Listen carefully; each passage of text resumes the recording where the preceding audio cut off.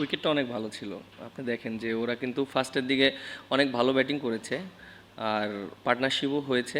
But আমরা ভালো জায়গায় বল করার চেষ্টা করেছি, কারণ ফার্স্টের দিন ওরা খুব ভালো ব্যাটিং করেছে এবং আমাদের মাইন্ড সেট আপটা ছিল এরকম যে আমাদের যেহেতু আমরা ফার্স্ট সেশনটা আমরা ভালো করতে পারিনি, অনেক রান দিয়েছি।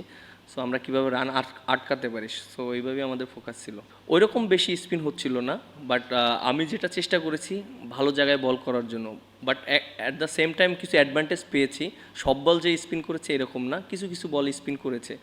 সো ওইটা হয়তো ব্যাটসম্যানের মাইন্ডে ডাউট ক্রিয়েট হয়েছে, এর জন্য হয়তো উইকেটটা পেতে আরও ইজি হয়ে গিয়েছে।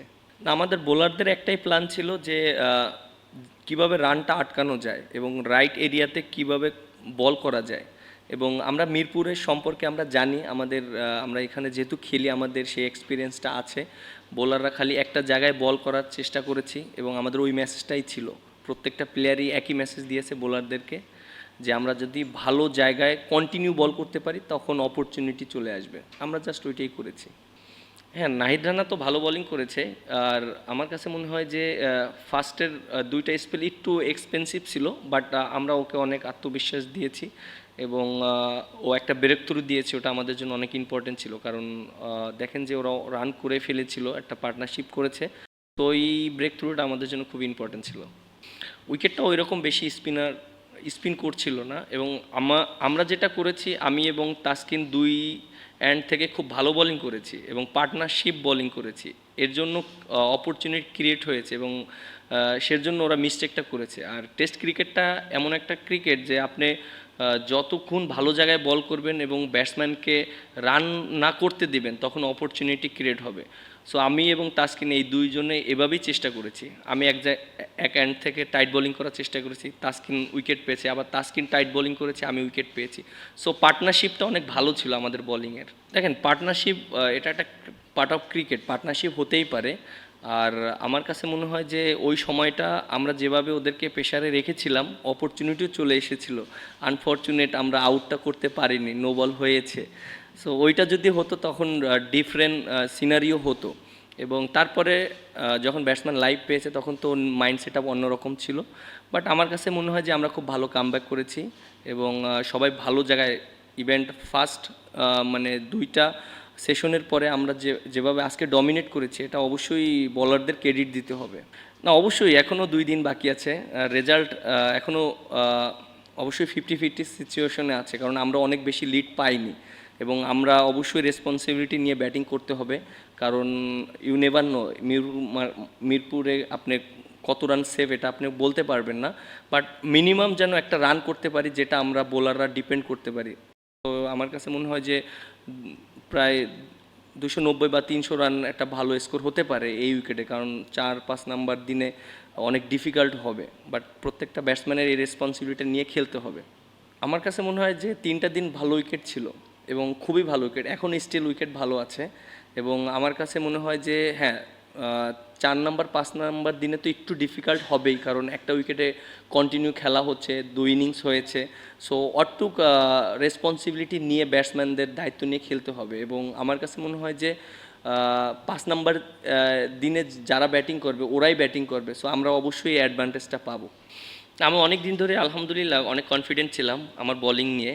কারণ আপনি যদি দেখেন যে পাকিস্তান ওডিআই সিরিজ থেকে নিউজিল্যান্ড সিরিজ এবং এই সিরিজ, এবং আমি নিজে একটু কনফিডেন্স কম ছিলাম, বাট আমাকে নিয়ে অনেক কাজ করেছে। অবশ্যই এই কাজ করার মাধ্যমে কনফিডেন্সটা এসেছে। হয়তো আমি ওই সময় অনেক বেশি উইকেট পাইনি, বাট টিমের প্রয়োজনে অনেক এফেক্টিভ ছিলাম আমার কাছে মনে হয়। আর টেস্ট ক্রিকেটে তো অনেক অপরচুনিটি থাকে, অনেক সময় থাকে নিজেকে ওইভাবে মেনটেন করার জন্য। সো আমি ওইভাবেই চেষ্টা করছি।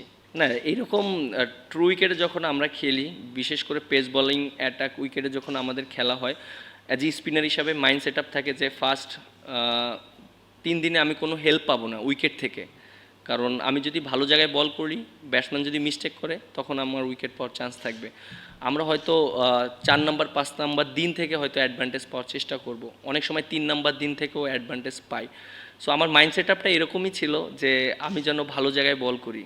আর আমি যখন বোলিং করেছি তখন টিমের অবস্থা একটু আমরা ব্যাকফুটে ছিলাম, কারণ আমরা অনেক রান দিয়েছি, উইকেটও পড়েনি। সো আমার দায়িত্বটা ওই রকমই ছিল, এক এন্ড থেকে রান যেন আমি না দেই, কারণ আমিও যদি রান দিয়ে দিই তাহলে কিন্তু ওদের গেম আরও ওপেন হয়ে যাবে এবং ওরা কিন্তু হয়তো আরও 30-40টা রান বেশি রান করতো, তখন আমরা ব্যাকফুটে পড়ে যেতাম। সো অ্যাজ এ স্পিনার হিসাবে প্রত্যেকটা স্পিনারে আমি যেখানেই টেস্ট খেলি না কেন ট্রু উইকেটে, তখন মাইন্ড সেট আপ এইটাই থাকে যে আমি ভালো জায়গায় বল করব এবং দিন শেষে হয়তো 2-3টা উইকেট যদি পেতে পারি তাহলে এটা ভালো। সেকেন্ড ইনিংসে আমি অ্যাটাকিং বলার হিসাবে আসব যখন উইকেটে বল টার্ন করবে।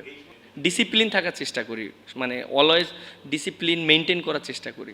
টেস্ট ক্রিকেটের এটাই সৌন্দর্য, অনেক সময় আমরা ভালো করব, অনেক সময় খারাপ করব এবং কামব্যাক করার অপরচুনিটি থাকে।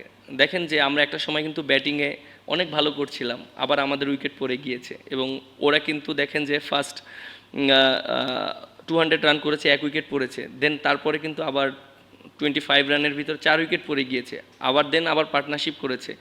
এটা টেস্ট ক্রিকেটে এরকমই সিনারিও আসবে এবং যারা জিনিসটাকে বেশি মিস্টেকটা কম করবে, মানে যারা মিস্টেকটা কম করবে তারাই এগিয়ে থাকবে।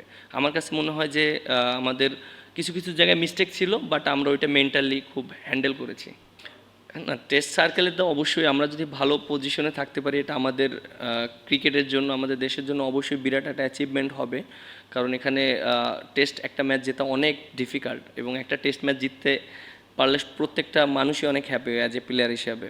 এবং আমার মনে আছে পাকিস্তানে আমরা 2টা টেস্ট ম্যাচ জিতেছিলাম, মানে আমি অনেক খুশি হয়েছিলাম এবং প্রত্যেকটা টিমের প্লেয়ার অনেক খুশি হয়েছিল, কারণ টানা 5 দিন আপনি কষ্ট করে যখন একটা ম্যাচ জিতবেন তখন এটার ফিলিংস অন্য রকম থাকে। সো এইটাই অবশ্যই আমার কাছে মনে হয় তাসকিন ওইখানে যেভাবে বোলিং করেছে ওর জন্যই আমরা হয়তো ওদেরকে খুব কম রানে আটকাতে পেরেছি, কারণ আমার জন্য অনেক ইজি হয়ে গিয়েছে যখন ও 2টা উইকেট নিয়েছে, আমিও 2টা উইকেট নিয়েছি।